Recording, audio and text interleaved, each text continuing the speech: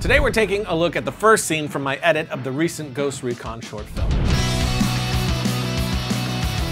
Welcome to Film Ride, the show that takes mystery out of the effects and techniques. One of some of your favorite Hollywood films. I'm your host, Ryan Conley, and if you follow me on social media, you may have seen that recently I edited a short film for my friend Avi Uabian. Avi was brought on to direct a 30-minute short film called War Within the Cartel, which is basically a lead-in to the new video game Ghost Recon Wildlands, which is on Amazon Prime right now. The film was shot on the Alexa Mini, and I edited using proxies delivered to me by an assistant editor, which was new for me. It was nice to have all the sound and image synced for me instead of having to do it all myself for once, especially since there was just tons of footage. Of course, I edited in Adobe Premiere using my new HP Z840, which I just upgraded from my HP Z820. You all know that I've been a big HP guy ever since I switched over from Mac, and it's because for me, these are by far the most solid, fast, and reliable machines that I've used. And of course, yes, we do partner with them, but only because I really do love these machines. Plus, they're just so sexy inside. I mean, look at that. Mama. I really love how all the internals are laid out, very logical and simple, and I could go on, but maybe we'll dive into that in another episode. Back on topic. Today, I wanted to take a quick look at the opening scene of the film, this one. Same ending as every story that starts with the Santa Blanca cartel. Before they took over, Bolivia was a paradise.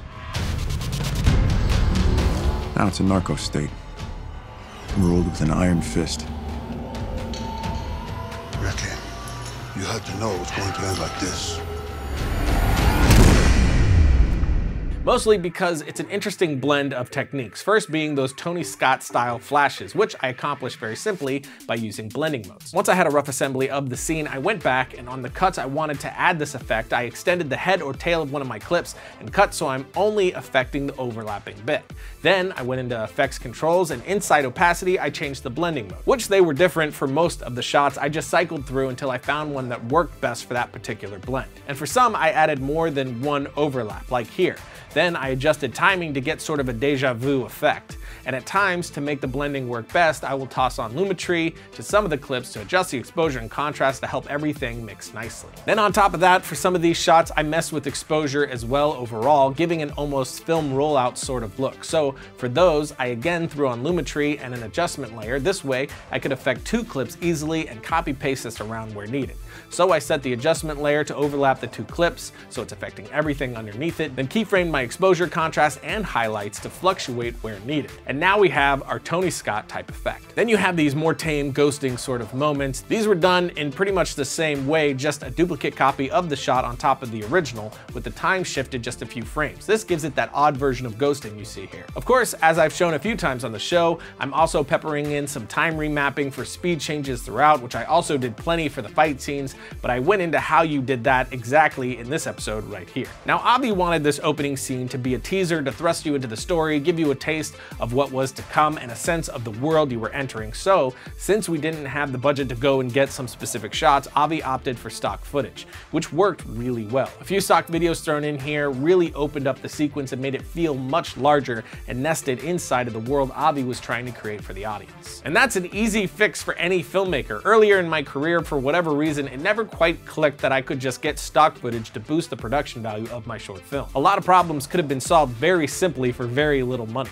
So keep that in mind for your next project. A simple cutaway to a great looking city shot can go a long way in boosting the production value of your film, which in turn will help gain your audience trust much quicker. Then finally, to add another element that gives the footage a subtle, odd feel, I scaled a lot of these shots up and adjusted the shot to follow the action. So with this guy running here, I scaled up and keyframe position to follow him exactly, which made it feel off in a subtle way that I think most won't notice consciously, but will hopefully feel it. The rest was just about finding the pace that introduced the crazy kinetic feel that Avi wanted to kick everything off. But now we're gonna take a quick break and then talk about burn-ins and working with a director. If you're a budding filmmaker, entrepreneur, innovator, Domain.com is a place to go when the next idea hits you. When you buy a domain from Domain.com, you're taking the first steps in creating an identity and vision for your brand or idea. The world's top two premier and most recognized domain extensions are .com and .net, which means those are the ones that are going to help you build your brand and expand your presence online the best. Of course, Domain.com is reliable, affordable, and easy to use, and to show you some love, they're giving you 25% off their already affordable prices when you buy domain names, web hosting, and email. Just use the coupon code FilmRide at Domain.com's checkout, and when you think domain names, think Domain.com.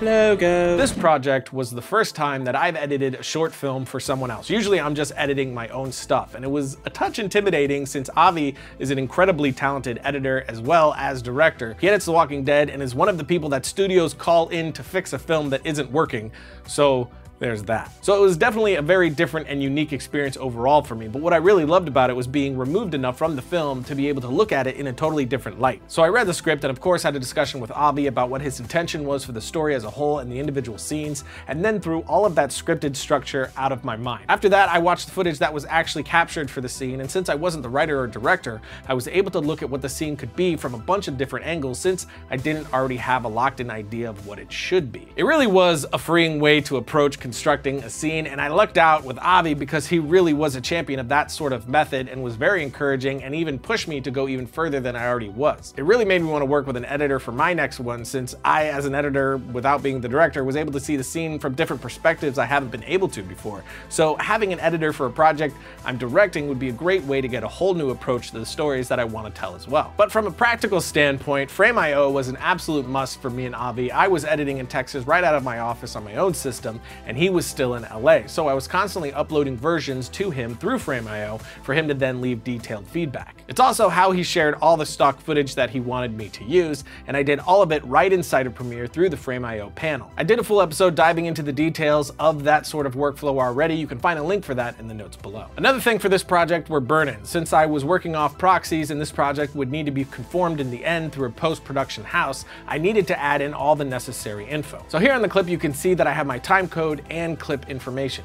Right here on the left you see the clip name so you know what shot and take it is, then on the right we have the time code so you know exactly what section of that shot was used. To do this I added 2 instances of transparent video so I could keep my time code and clip info on different tracks. To one transparent video I added my time code plugin which comes with Premiere, positioned it where I needed, made sure my settings were correct for the clip I'm working with, and set the source track to the one I wanted to pull from. For this it's video 1. Then on my second transparent video I'm doing the same, but this time with the plugin clip name. In here I'm having it pull the project clip name and it's pulling from that same clip on video 1. So as we scrub through you can see that they are both changing depending on the clip on video 1 that's currently being viewed. Then for this specific scene I have several layers of clips because we are doing all of these blending mode effects, so I just added extra instances of those plugins and set them to pull data from the other video tracks needed, and we end up with it looking like this. So if you were ever wondering what all those numbers on unfinished footage was, there you go.